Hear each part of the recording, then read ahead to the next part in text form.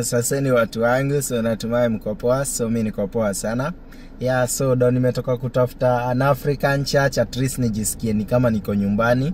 Na nimewaambia nimepata hii ya Wakongo, iko hapa City View, karibu ni Chula Vista, hapa San Diego. So saizi ndo naangalia tena an African restaurant, na nimeona kuna yenye inajiita The Flavor of East Africa. Although kuna nyingi, kuna mpaka Fatuma kuna mpaka Fatuma restaurant, kuna ingine inaitwa Swahili something, but zenyewe zimefungwa, so hii at least ndo imefunguliwa. Hii yenye inajiita The Flavor of East Africa iko 7 minutes kutoka hii church nimekuwa. So ndo nataka tuende tukaangalia what they have to offer.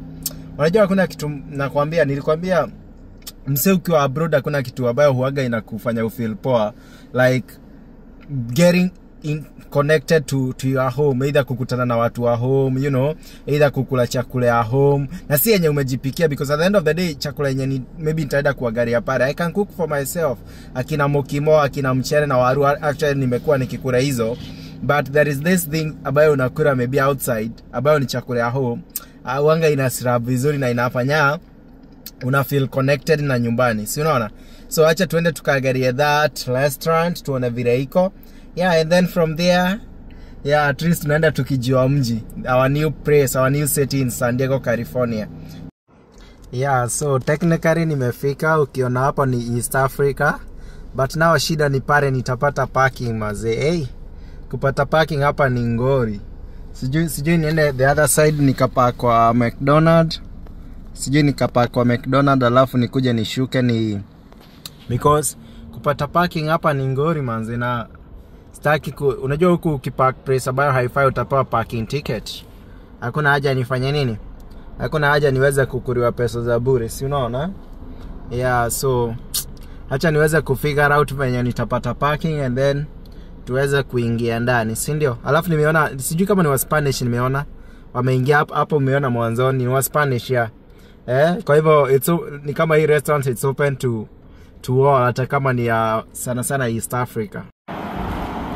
So restaurant yenyewe ndio hiyo, The Flavor of East Africa.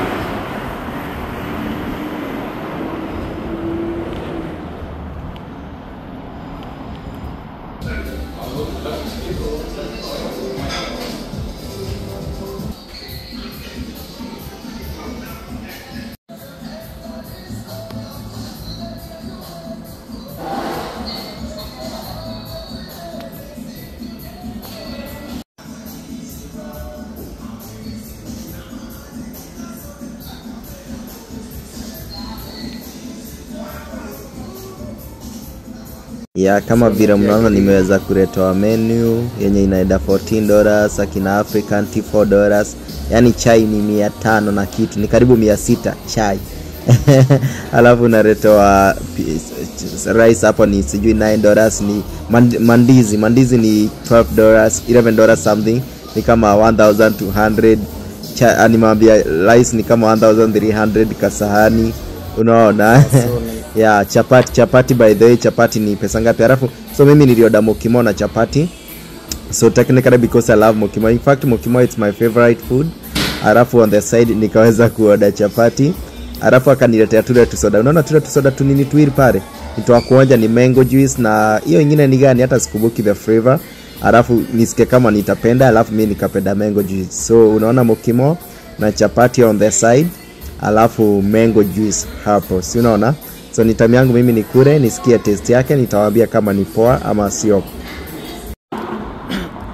So ndo nimetoka the restaurant.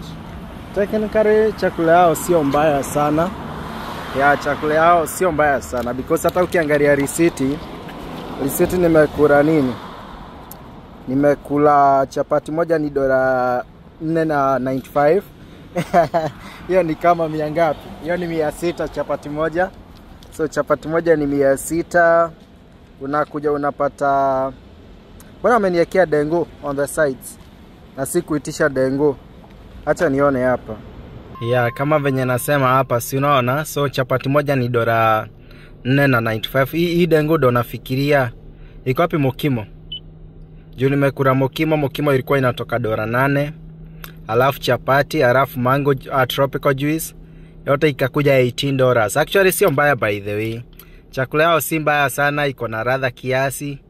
Yeah, so at least nimesikia kama niko nyumbani. So from here sijui niende wapi tena. By the way, hey, Mungu wangu, ukihamia place mpya kabla ufigure out everything kwenye ziko, kwenye watu wana hang out na nini, sometime it takes time, but you know what, tutafigure out too.